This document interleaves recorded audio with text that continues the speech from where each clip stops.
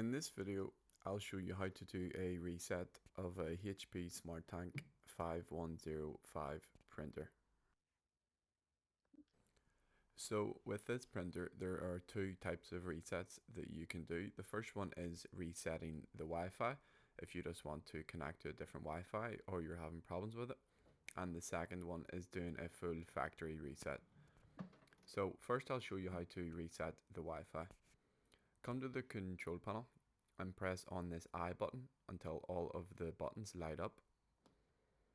So just press and hold it in for a few seconds, and here we can see they have all lit up. So now you need to press the Wi-Fi button and the X button together at the same time until the power button begins to flash. So let me show you.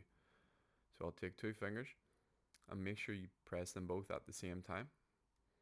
We're going to hold them in, and here we can see the power button started to flash, and now the Wi-Fi has been reset. To do a full factory reset of this printer, you need to first turn it off.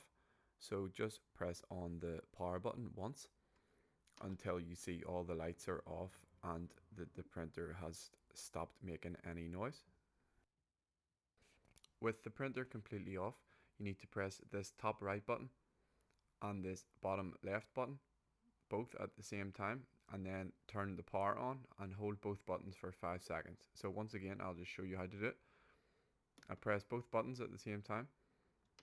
Then with your thumb, press on the power button and keep both fingers pressed in for at least 5 seconds. And then you can let go and the printer will be fully reset. So if you found this video useful, please like and subscribe.